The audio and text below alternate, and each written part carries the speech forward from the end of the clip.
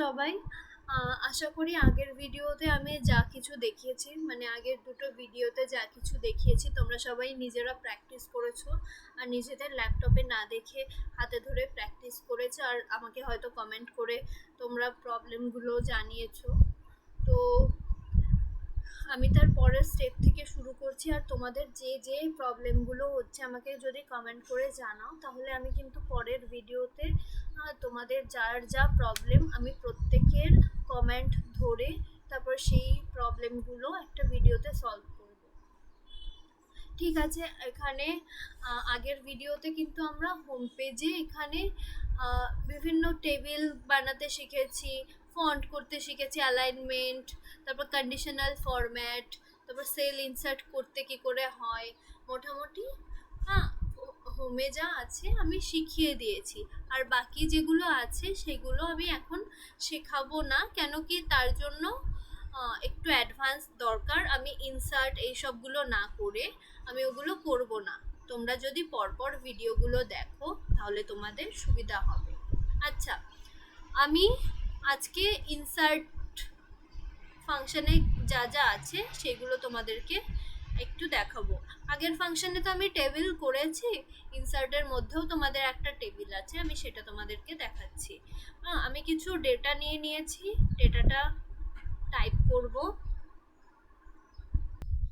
তো আমি কিছু ডেটা নিয়ে নিয়েছি, এবার ইনসার্টের এখানে কি করে তোমাদেরকে টেবিলটা করতে হয় আমি সেটাও দেখাচ্ছি, আর এখানে টেবিলটা কেমন হয়। দুটোই অলমোস্ট সেম, কোনো পার্থক্য নেই। প্রথমে সব সিলেক্ট করে নেব।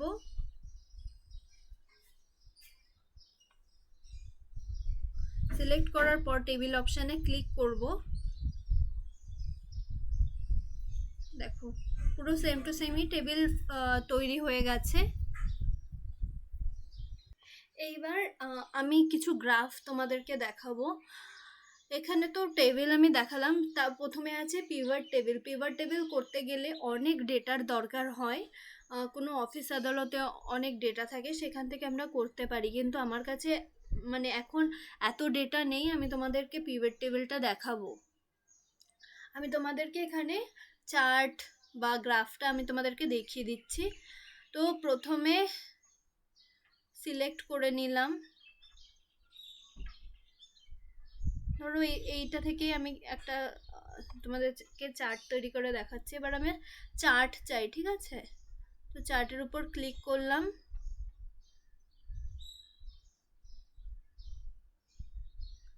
এই দেখো নানা ধরনের চার্ট আছে, তোমাদের যেটা দরকার হবে এইটা অনুযায়ী কিন্তু এই গ্রাফটা তৈরি হয়েছে। এটা মনে করো না একটা নর্মাল কিছু দিয়ে দিয়েছে, এইটা অনুযায়ী তৈরি হয়েছে, ঠিক আছে?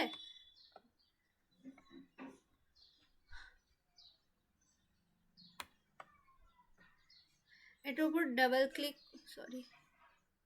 এটার উপর ডাবল ক্লিক করলেই কিন্তু সরে যাবে। এবার ইনসার্টে যাও।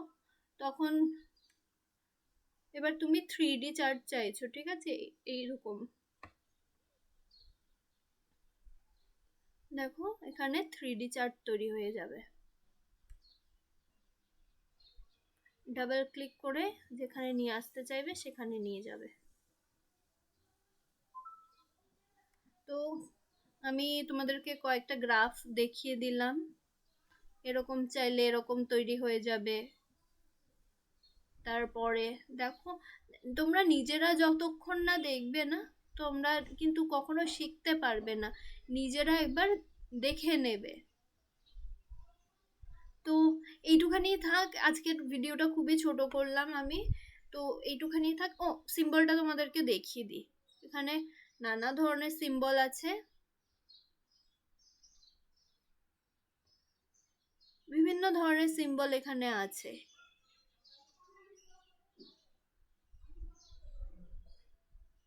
এবার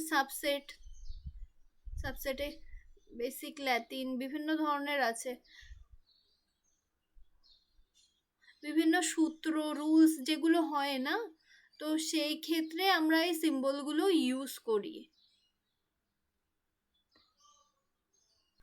যেমন কোনো কিছু সূত্র আমরা লিখতে গেলাম, ধরো ওহম, ওহমের এটা sine, infinity, mu, alpha, beta, এগুলো টাইপ করতে গেলে আমাদেরকে সিম্বল এসেই টাইপ করতে হবে।